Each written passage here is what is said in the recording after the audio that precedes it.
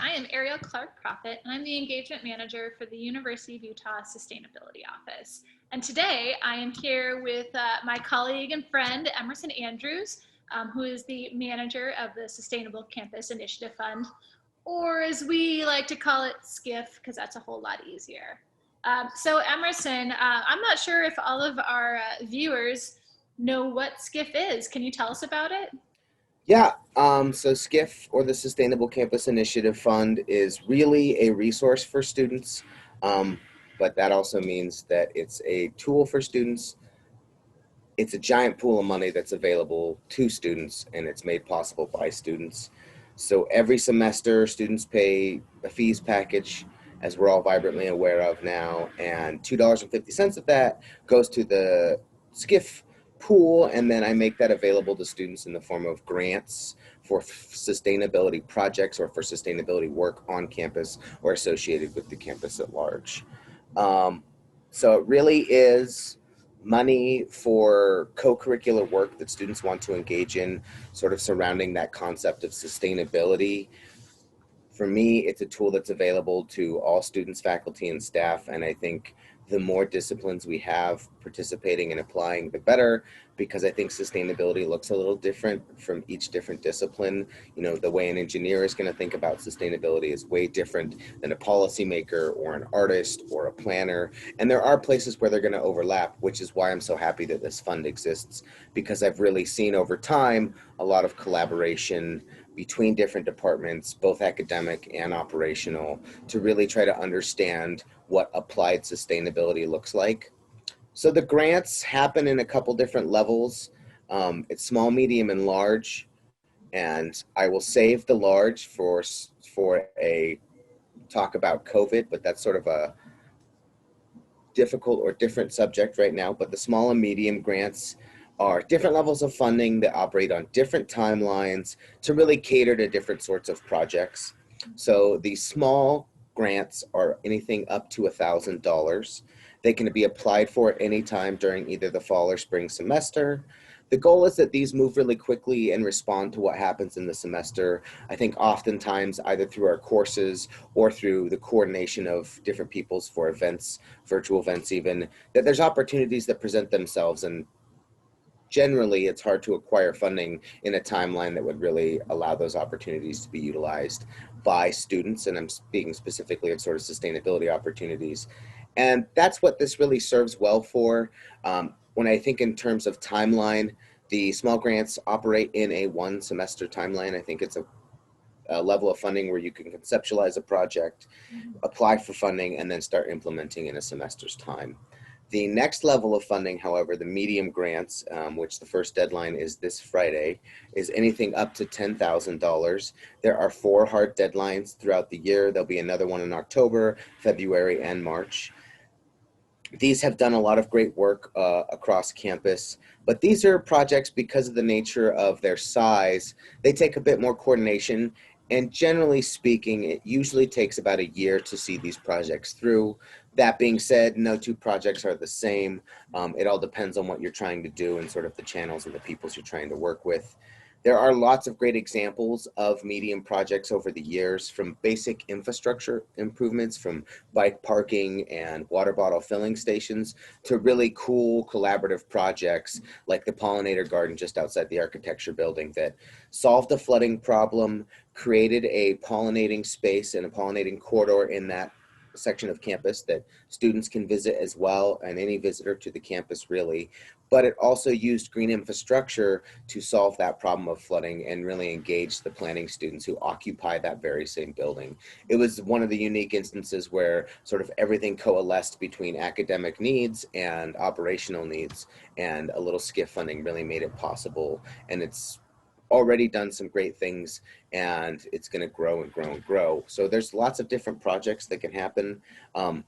They don't have to look like that. Like I said, I think SCIF, to be the most successful, really needs input from all different sides of the academic coin, so to speak.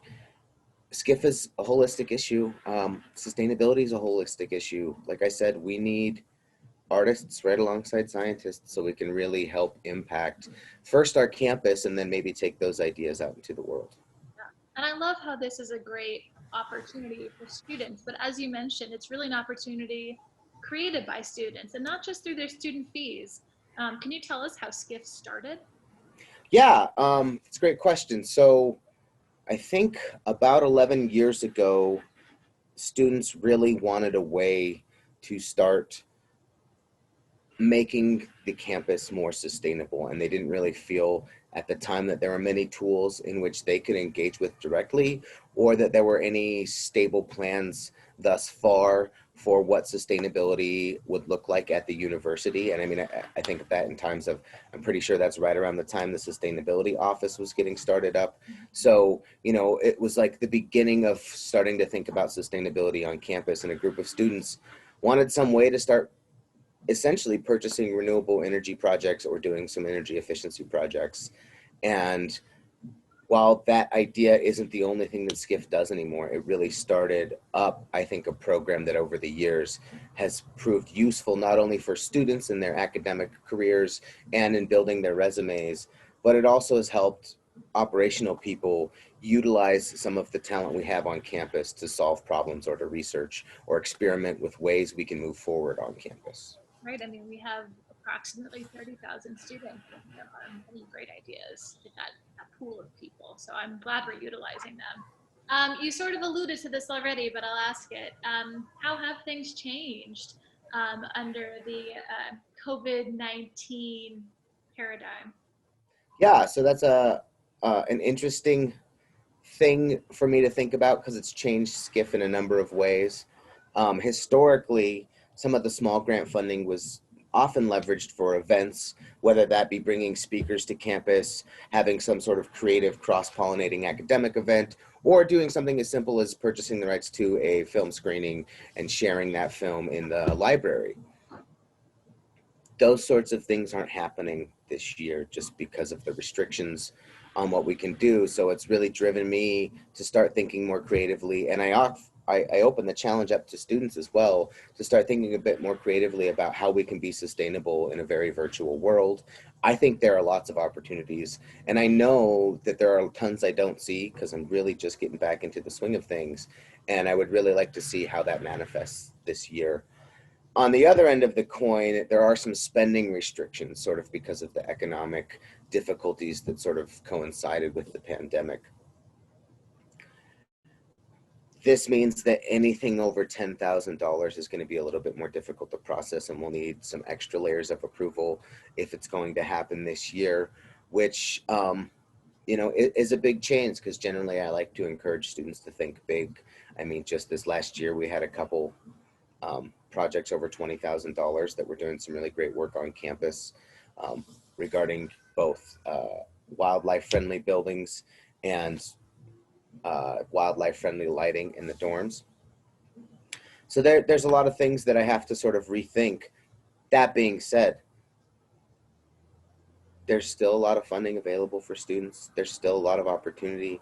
And just because we are living in a virtual world doesn't mean that on-campus projects are not happening. I just mentioned that lighting project that was completed a week and a half ago. You know, the students are really excited to sort of see what their idea in spring was come to fruition in the fall, just like we had originally planned it. So, you know, we were able to show that we can still achieve some of the work. And I think even more so, it's a space to really think creatively and critically about what sustainability might look like in the future. Yeah, that's great. If it isn't clear already, Emerson is an awesome resource for the University of Utah. So if you do have questions about the grant program, you can definitely reach out to him. I will drop his email address into the introduction on YouTube so you have access to it. Otherwise, it's also emerson.andrews@utah.edu. Emerson, thanks so much for taking the time to talk with me today, to share information about this awesome grant opportunity for students. I know things are a little different right now, but it's really exciting to see all the adaptations we're making so that we can continue this great program. Sure thing. Happy to participate. And yeah, to all the students, faculty, or staff that have questions, don't hesitate in reaching out. I'm doing my best to figure things out, but I am a resource. I want to help you all spend this money. I want to help great work continue to happen, even though we're sort of, relearning how to navigate through difficult times, and that's fine. So Thanks don't so hesitate much. reaching out. Yeah, no problem. Yeah, thank you. Take care, bud. Bye.